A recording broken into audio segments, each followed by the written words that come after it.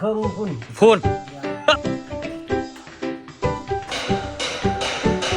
เด้บ่เห็นสิเก่งเดี๋ยวแต่ลบทุกคนมื้ออื่นหมดเลยทุกคนสบายดีตอนสวยเนาะมื้อนี้นี่กะถ่าสืบต่อเบียกเก่าแต่ว่าตอนนี้นี่กะถ่ากินข้าวก่อนทุกคนเนาะ11:30ละปกติตัวเฮ็ดจนพูดเลย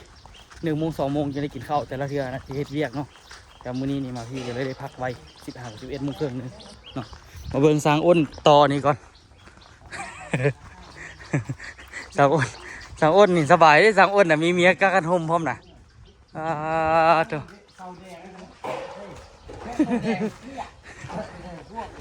โอ้คักแล้วบัดนี้เนาะต่อนี้แล้วล่ะคักเติมร้อยอ้นเนาะคันต่อนี้แล้วนะมีแห้งเติมนึงกันแหละ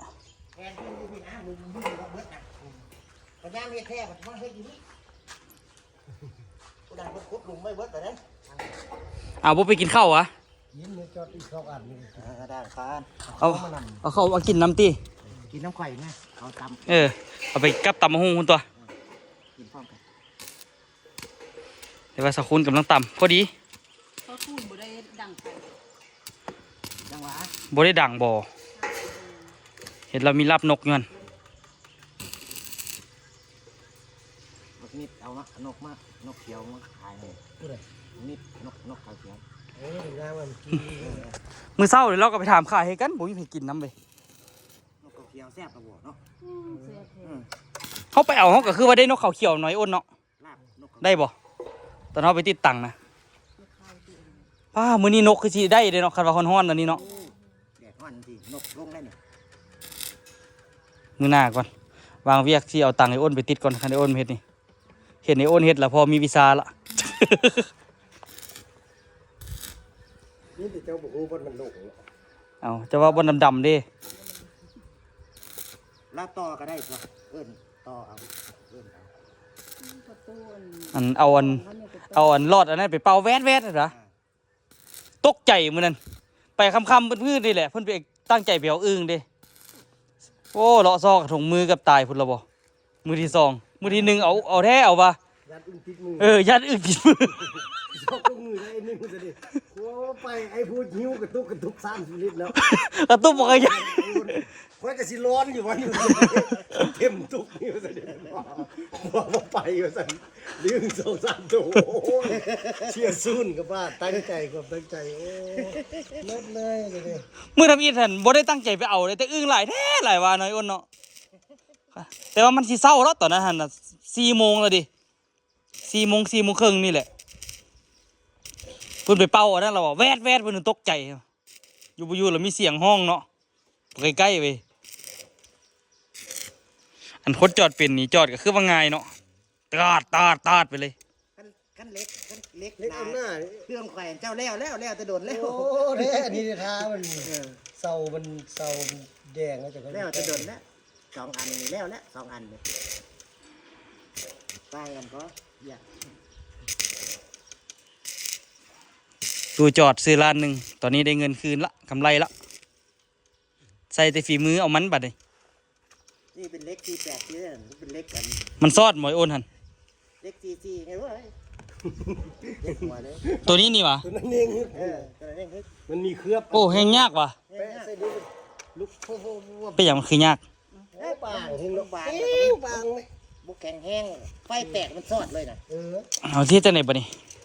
พยายามเฮ็ดเอาเลยเจ้าของเงินเขาเอาเล็กนั่นนี่ดิมาต้องได้เพิ่มค่าแห้งที่นั่นนี่เล็กบางดิเล็กบางก็ได้เพิ่มค่าแห้งตัวจอดยากอย่างนึงมันกับบุกแข็งแห้งเนาะมันยาวเนี่ยเนาะให้เอาเล็กบางอะไรก็ได้แค่ขันเป็นใจค่อยนี่มันเอาโตน5x10นะมันห้างกันนี่นะ5x10นี่2 โตแล้วแม่นเอาตัวนี้นิดคันมันนี่โอ้ยแห้งดีเอาตัวนี้เอาเบ็ดขั้นเอาเนาะตัวนี้เนาะ48นี่โอ้ยฮ้อนบ่ไหวเมืองสั้นวางเครื่องแต่เพิ่นเอามาใส่อันนี้ละเพิ่นซื้อเอามาใส่มาวางอันนี้ละเอามาแต่เฮือนเนาะเอามาวางถ้วยวางบวงก็พอได้เนาะเริ่มโครงการน้ำกันแหน ก็ได้กินสารวัตรทอดปลาเด็กก็ได้เนาะกระเพาะไปใส่ได้เนาะหมออันนี้เนาะพ่อมือนานท่านได้ไปอีกนี่ที่ซื้ออันมองอันน่ะตัว3 เซนครึ่งก่อนไปใส่น้ำไม่อ้นอีกไปเอาปลาอันนี้ก็ได้แล้วเนาะพอได้ปลาใหญ่เนาะย่างมันจะพูดในคืนนี้เนาะคักอยู่ก่อมันมีโอกาสได้ไปอีกยากละวันนี้ผู้ใดก็ได้เวียกกันเนาะ ถ้าแล้วเวียกแล้วงานผู้นแหล้วมีโอกาสได้ไปเลาะหาอยู่หากินนี่ทอดปลาเฮาอ่ะนะย่างอยู่ถ้ำมื้อนั้นทุกคนปลากระสูบนะปลากระสูบน้อย ต้มไก่อันนี้ก็ไปต้มไก่อันนี้ไก่อันนี้ ปลากระสูบน้อยมาย่างมาเฮ็ดอันนี้คักอยู่ไปเดี๋ยวกินข้าวทุกคน เอาบุตับหุ้มจุดลาร้อย เอาไปเอามาได้สิหัน เป็นปีแม่ไปให้เอามาดูเลยมันโอ้ยแล้วใส่ปลาโซ่กินเอาแบบนี้ พูน เอาตัวใหญ่ก็เก่าอ่ะ เอาไส้มันได้ตัวใหญ่อย่างนี้ เบิ่งสิหาโอ้แต่ว่าซองนี่ทุกข์ไว้เบิ่งตัวจริงก่อน กินข้าวสวยทุกคน ไปนอน ข้าวลืม นอนจัก2 คืน วันนี้ เอามองเอาแตบไปลงน้ำแน่ขึ้นโคกแน่ไปกันแล้ว ไปยืมมันนะยืมจักไอ้ติ่งกับบ่ติ่งสบาย จักนั่นใส่บ่ได้ปะจักเราใส่บ่ได้ปะ ได้อยู่สุดก่อนนี่น้ำมันเครื่องแห้งแล้วเราพาติดจักรอยู่แล้วเติมแล้วคือว่าบ่ได้บ่นั้น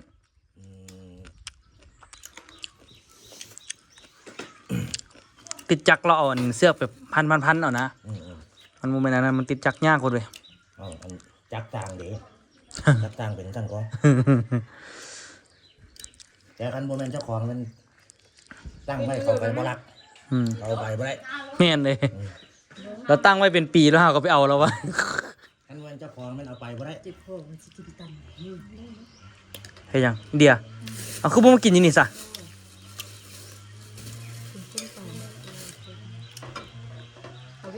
ส้มปลาโดอ่ะ ไปทำท่านี่ส้มปลาดูตัวเอ็มเหมือนเจ้าขนาดโอ้เลยคือไก่มุด ปลา ส้มปลาโดอยู่เงินเพื่อนสิอันนั้นซ้ำไปแบ่งเอาน้ำอูไหมไม่จานเฮ็ดนะ รอน้ำเลิกเข้าเริ่มนี่เหรอ ตุกไก่ตุกเกลืออย่างนี้ให้น้องเบ่งขึ้นมา ยังปลาโทไอ้อ้นปลาคอกั้งเจ้านี่นะเอาไหม เป็ด ข้าขอเบ็ด ยับมาเจ้าตู้ ปลาคอกั้ง นี่แหละปลาคอกั้งที่ไปใส่นะโอ้ยมันขนาดแต่ว่าเจ็บขาได้ลุกขึ้นนั่งลงในป่ามันหลายโพด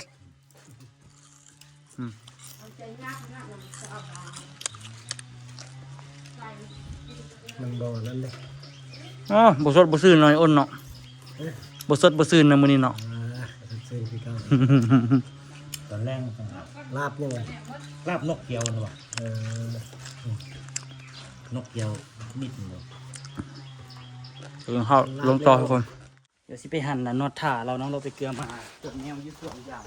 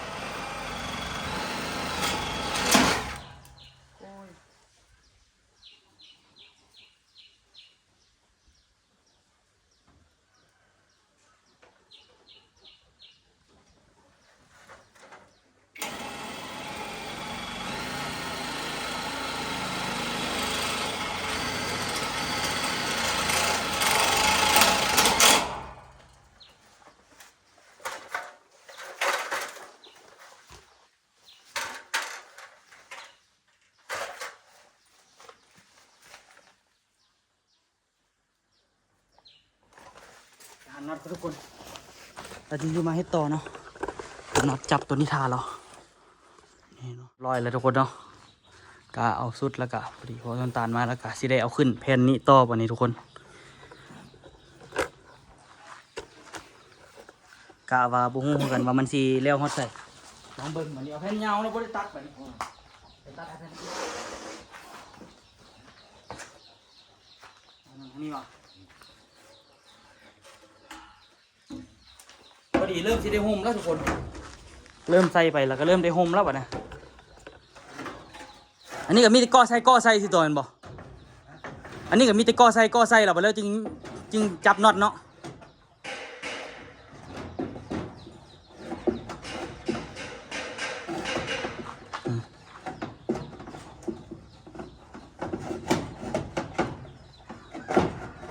คาซ้ำบ่โอ้โหแหละทางนี้บ่คาเถื่อทางนี้ทางนั้นหันคาบ่ทางหน้าพุ่นมันคาทางลุมพุ่น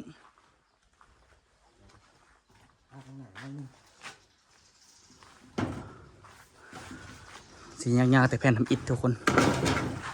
โอเคบัดนี้ครับต่อไปซุปเซนเลยเนาะโอ้มันจะซุปใส่เลยนั่นตัวบัดนี้เนาะง่ายอยู่บัดนี้เนาะจับตัวนั้นแล้วเหรอมีแต่ซุปใส่เลย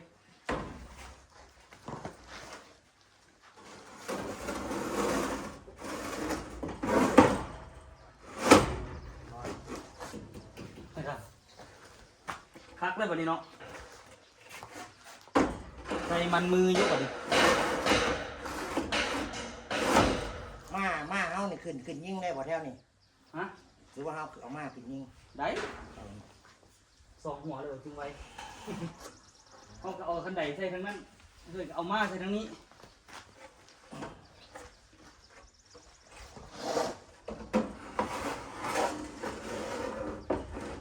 เคยว่าที่นี่ฮะใส่หัวมุ้งพ่อใส่ยังไปรอบแถวนะโอ้ใส่แล้วค่อยๆยิงไปเลยใช่หรอใส่คอมุ้งไปแถวนึงเอาไป2 แถวเลยนะโอเค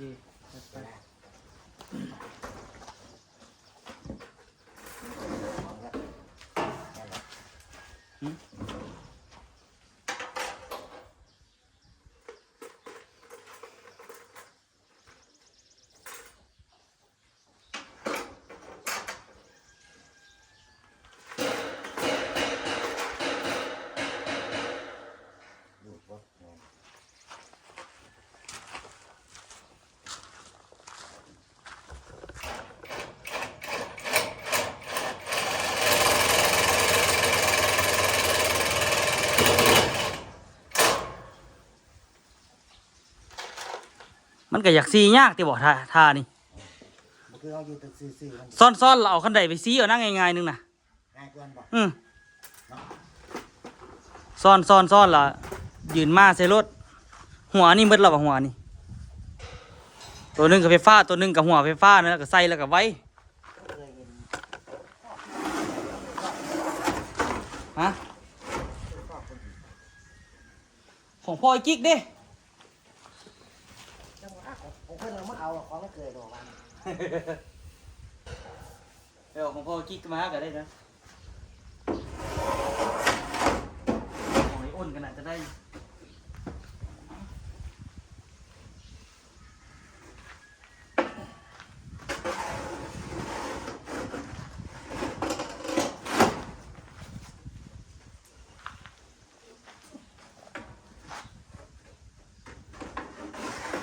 ยิ่งกับโบราณหรอวะมันสั่นเข่าแม่นผมก็ได้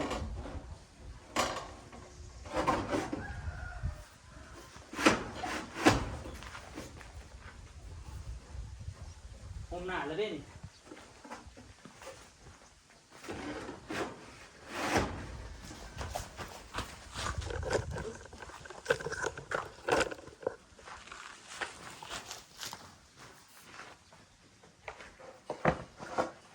สิได้ขนอันนี้มาไว้ดีจึงไว้ให้มันมืดก่อน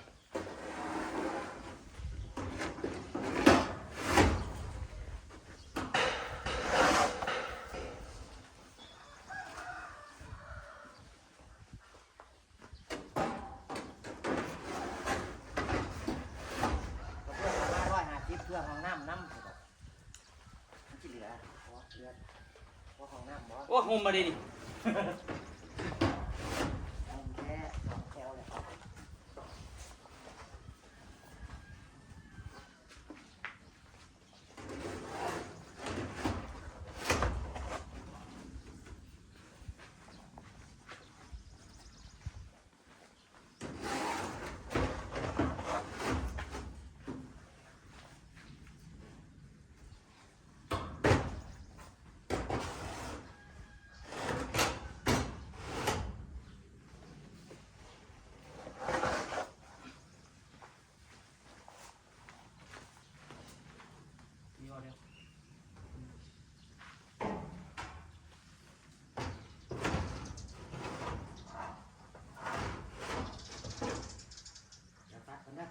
โอเค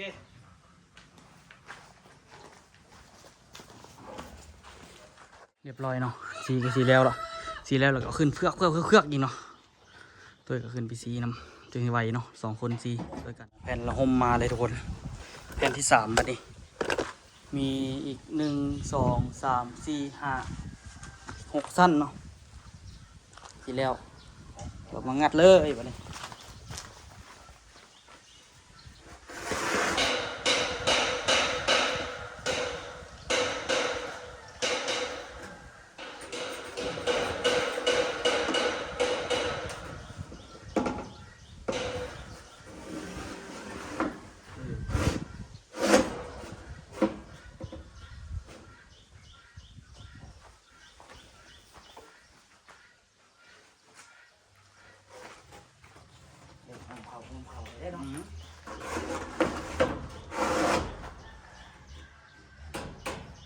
แล้วตัวเราขายเครื่องเนาะเดี๋ยวก่อนจะเอาของไทยมาให้แต่ของไทยโอ้มาเจ้ามันก็ดีนะเอาของกินนะไปช่วยเช็คแล้วเล็กหนาสุดเลยเดี๋ยวเอาขึ้นมาเฮ็ดนี่ ให้ก็มาให้กินก็มาจีนแล้ว โอ้ เนาะ เป็นเมื่อยเนาะโอ้เมื่อยน้ำซีนอน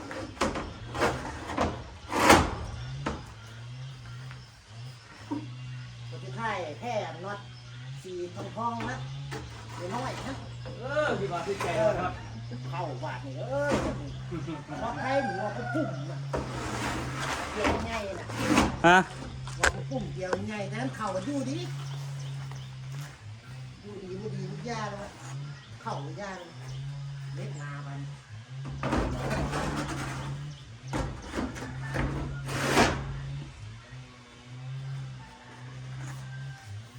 เล็กไป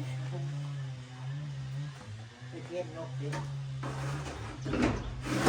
ก็คือพื้นใน2 เดือน ก็คงเล็กนะ ยก3 มื้อแล้วเบิดหลัง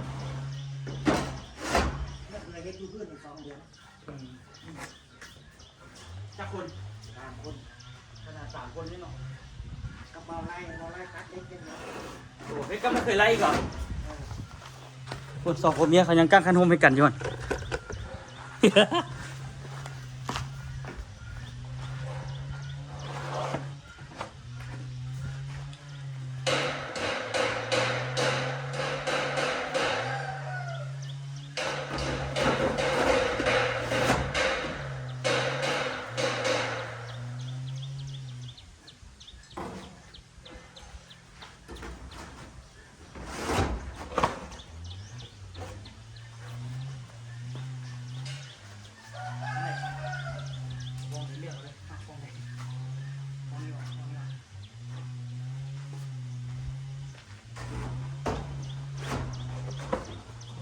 แค่เลย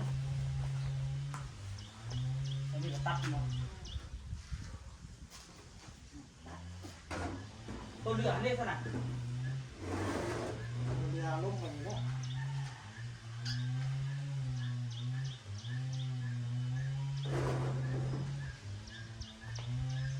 โอ้กินน้ำไปดีก็ได้ป่ะเนี่ย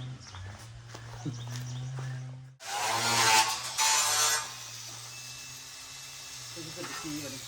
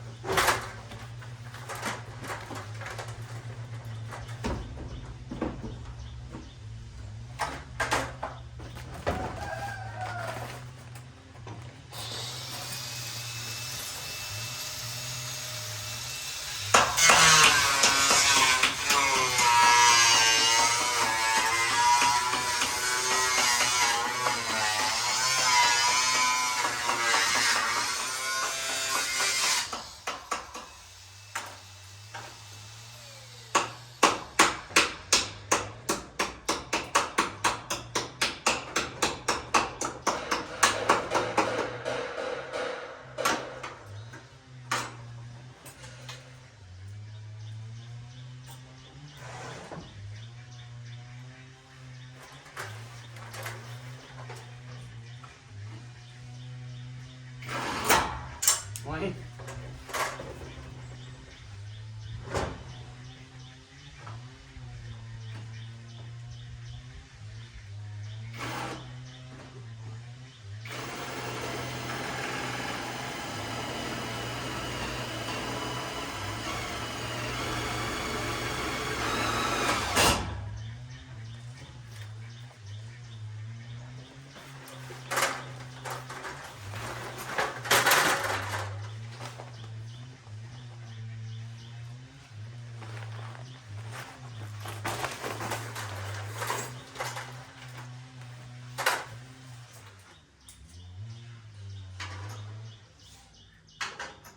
เดี๋ยวนี้โคตรสวดๆออกนิดนึงเดี๋ยวเคาะเพราะว่า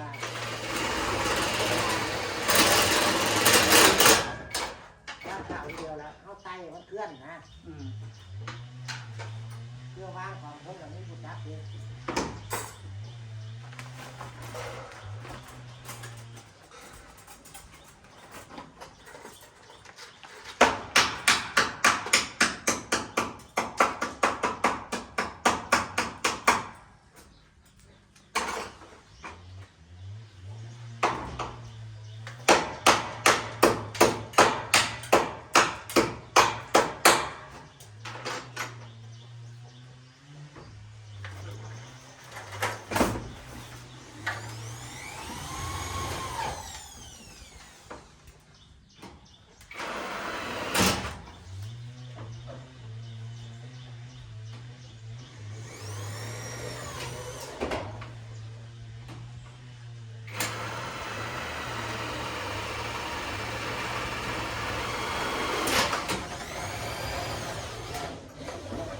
แล้วเข้าได้ทาดีๆนี่มันเข้าง่ายเพราะ แม่นี่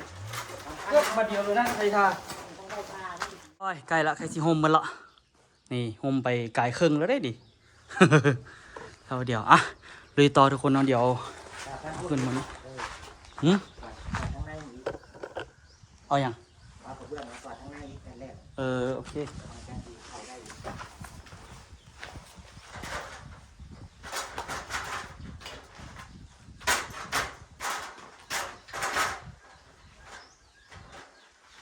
ตั้งเป็นเพียงบันไดมันเกิดด้านนี้บันไดโล่งมันเบาน่ะเบาแล้ว ญาติยูจะขึ้นจะมาตกหลังกับผู้ตายกับตรงนี้ เอาจับก่อน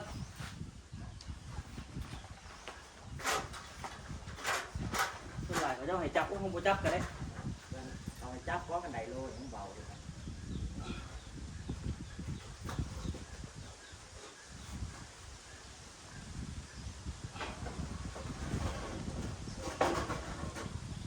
เดินทางนี้ได้บอกว่ากับหลังเอาบ่ได้โอ้โห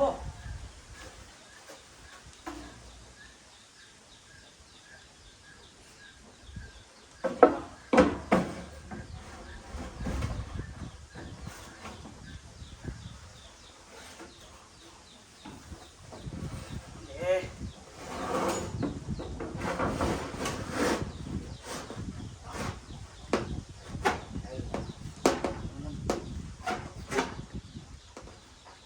มาแปลงเขาเลยฮะ แล้ว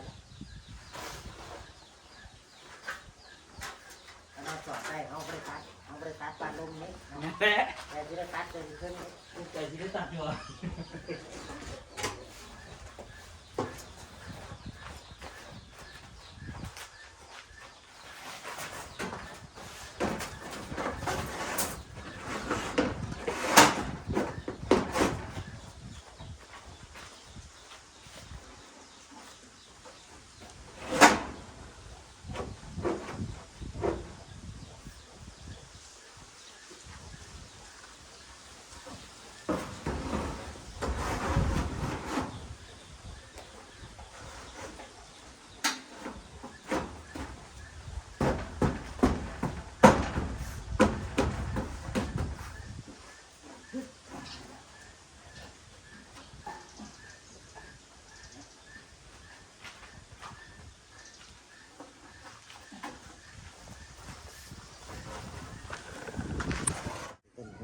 เดี๋ยวขึ้นมาให้ได้ดิรูดใส่ต่ำต้นมะฮงเลย มะฮุงนี่แหละทุกคนเนาะบางคนที่เคยกินแต่ตำมะฮุงเนาะอันนี้ตำต้นมะฮุง เป็นหมากเต็มเสียดายมันเพราะว่าดวงดีเนาะ โอ้ต้นไหนต้นอันนี้มาตั้งอันนั้นเนี่ยมันตั้งออกมากตลอดเนาะ ออกมาตลอด ได้กินน้ำมันอะไรเอาว่าต้นนี้ก็ได้ มันก็ได้กินนี้ แต่สิแล้วเลยทุกคนวางแปลนนี้แล้วนี่ก็ไวแล้วบัดนี้มื้อนี้แล้วแน่นอนเนาะแล้วอยู่วะ ส้มสีแล้วอีกก็ ส่งสิแล้ว มื้อเช้านี่ว่าบ่ยังบ่แล้วอยู่นะมื้อเช้านี่เนาะ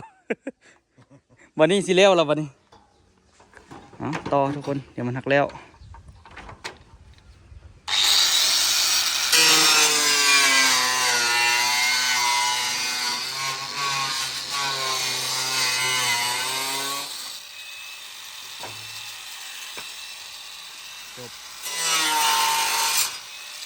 เหลือแผ่นหนึ่งโอ้บ่เหลือเนาะพอดีเนาะทางนั้นอีก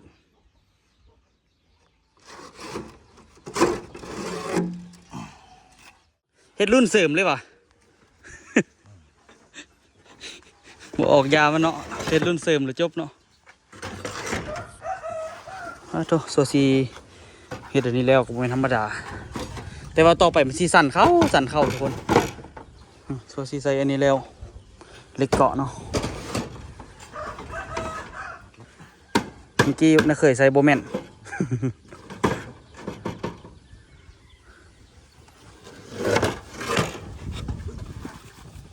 เรียบร้อยบอเรียบร้อยบอเรียบร้อยต้องได้ตัดอีกเนาะทุกคนตัดออกแล้วก็ลบบัดนั้นแต่ว่าน่าเคยไว้สิให้อันน่าเคยตุ้ยมาลบให้หลายน่าเคยพวกเราทุกคนเลย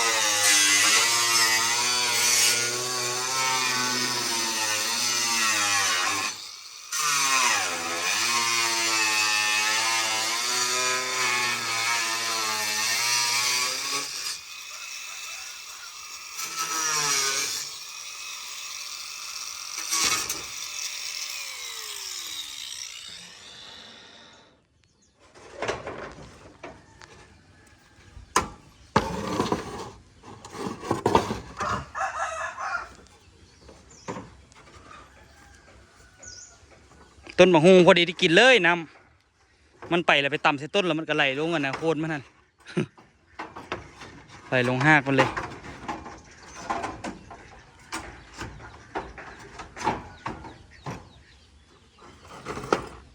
พอเห็นสิเก่ง เดี๋ยวแต่ลบทุกคนมื้ออื่นมื้อไหนสิลบเนาะมื้อนี้นี่ก็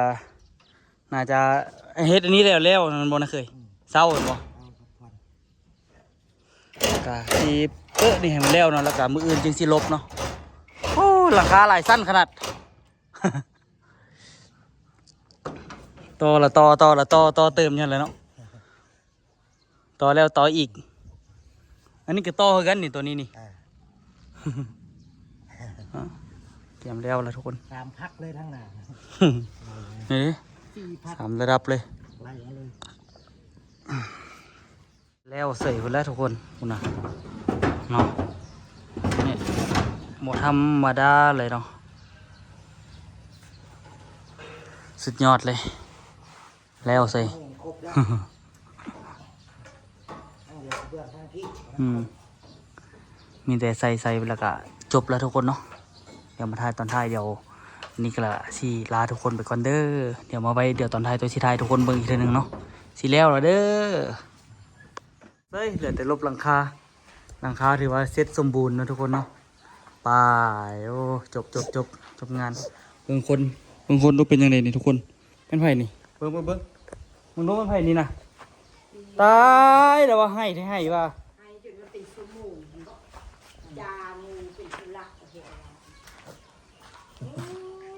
ว่าเอาปีเอาก็ได้เป็นนึ่งเข้าก่อนบ่เอา ก็ให้ เดี๋ยวบ่ห้านะก็ให้จี้กับบ่ห้าปีกับบ่ห้านะปีละหอบเอาเลย เป็นพี่เลย เบิ่งผลย้ายเงินเป็นหลังปล่อยถ่ายคลิปในนี้เนาะมื้ออื่นเดี๋ยวมีโอกาสสิมาถ่ายทุกคนเบิ่งอีกเนาะแต่มื้อนี้เพิ่นสิบ่แล้วดอกเพิ่นก็ค่อยๆย้ายไปซื่อแหละโอ้เงินเป็นหลังเลย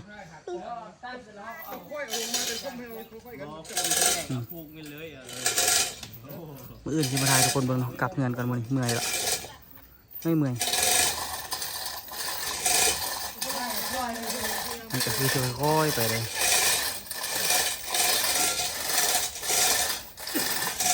ใส่อุปกรณ์พิลึกตัวเห็นบอกเป็นใหญ่เงิน